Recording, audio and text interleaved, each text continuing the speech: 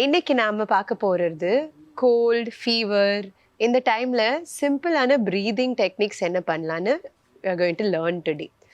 வெளியில பார்த்தீங்கன்னா ஒரே வெயிலா இருக்கு. சடனா நைட்ல மழை பெய்யுது.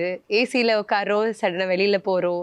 இந்த பாடி டெம்பரேச்சர் ஷிஃப்ட் ஆன உடனே உள்ளுக்குள்ள நிறைய சளி பிடிக்குது நிறைய பேருக்கு.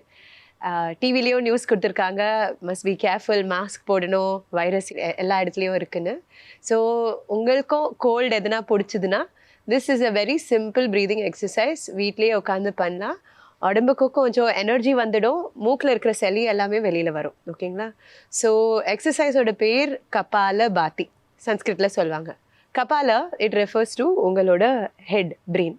பாத்தி மீன்ஸ் லைட். ஸோ இந்த ப்ரீதிங் பண்ணும்போது உங்களோட பிரெயினுக்குள்ளேயே ஆக்சிஜன் போகிற மாதிரி இந்த ப்ரீதிங் டெக்னிக்.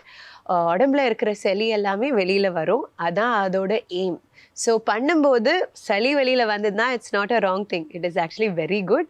கிட்ட ஒரு டிஷ்யூவும் வச்சுக்கோங்க, so that what ever phlegm வெளியில் வருதோ உங்களுக்கு டிஷ்யூ வச்சு you can clean it up. ஓகேங்களா? ஸோ எக்ஸசைஸ் பார்க்கலாம்.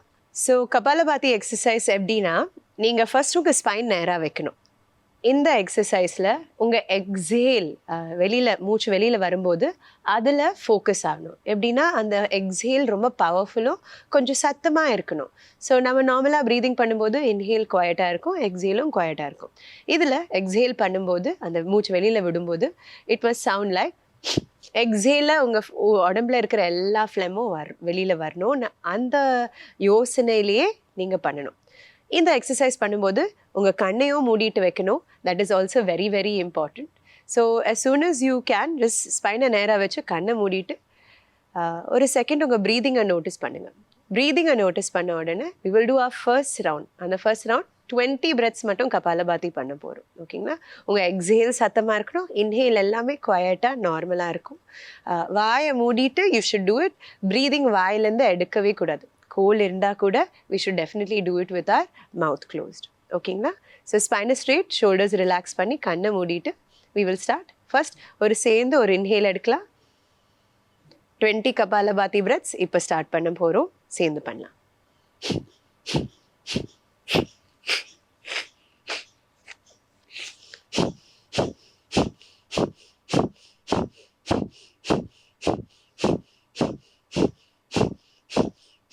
இந்த 20 breaths முடிஞ்ச உடனே உங்கள் நோஸில் இருக்கிற எல்லா ஃப்ளெம்மும் டெஃபினட்டாக வெளியில் வந்துடும்.